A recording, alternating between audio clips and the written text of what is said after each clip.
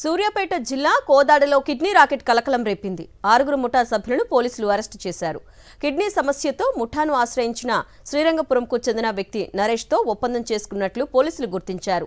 37 లక్షలతో బేరం చేసి కిడ్నీ మార్పిడి చేయించింది ముఠా. విజయవాడకు చెందిన తాతారావు, పృథ్వీరాజ్, మండపేటకు చెందిన గంగరాజు, రమాదేవిని పోలీసులు అరెస్టు చేశారు.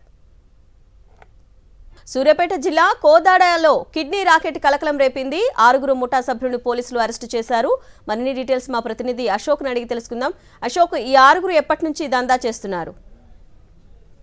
అయితే ప్రస్తుతం కోదాడ పోలీసులు అరెస్ట్ చేసిన వారిలో 6 మాత్రమే ఉండగా మరొక 4 పరారులో ఉన్నారు. అంటే మొత్తం 10 మంది ముఠాలు విజయవాడ, గుంటూరు, శ్రీకాకుళానికి చెందినటువంటి 10 మంది ఒక ముఠాగా ఏర్పడి ఆ విజయవాడతో పాటు గుంటూరు పరిసర ప్రాంతాల్లో కిడ్నీ రోగులు ఎవరైతున్నారో వారిని గుర్తించి గత కొంతకాలంగా కిడ్నీ మార్పిడి చేస్తూ కూడా డబ్బులు సొమ్ము వేసుకుంటున్నారని చెప్పేసి కూడా మనకైతే ఎక్స్క్లూజివ్ గా సమాచారం అందుతున్నటువంటి పరిస్థితి ఉంది. అరెస్ట్ అయిన వారిలో ప్రస్తుతం కోదాడ పోలీసులు అదుపులో ఉన్న వారిలో చూసుకున్నట్లయితే ఆ A1 కడులూరి తాతారావుతో పాటు కొండం రమాదేవి, ఆ బొందులి పృథ్వీరాజు, కొడాలి బాబురావు, కందుకూరు విష్ణు, మహమ్మద్ సర్దార్. అంటే ప్రస్తుతం ఈ 6 కోదాడ పోలీసులు అరెస్ట్ చేసుకుని విచారణ చేస్తున్నటువంటి పరిస్థితి. కాసేపట్లో మీడియా ముందు కూడా ప్రవేశపెట్టేటువంటి అవకాశం అయితే కనిపిస్తుంది. మరొక 4 మాత్రం పరారులో ఉన్నట్టు తెలుస్తుంది. నిందితుల నుంచి 7 సెల్ ఫోన్లు కూడా స్వాధీనం చేసుకున్నట్టు కూడా తెలుస్తుంది. అయితే కోదాడకు చెందినటువంటి నరేష్ కు కిడ్నీ సమస్య ఉన్నటువంటి నేపథ్యంలోనే విజయవాడలో ఉన్న ప్రైవేట్ ఆసుపత్రికి సందర్శించి డయాలసిస్ చేసుకుంటున్నటువంటి క్రమంలోనే అక్కడే మాటు వేసి ఉన్నటువంటి ముఠా సభ్యులు నరేష్ తోటి ఏదైతే పరిచయం పెంచుకొని ఆ తర్వాత కిడ్నీ మార్పిడి చేపిస్తామని చెప్పేసి కూడా 37 లక్షలకి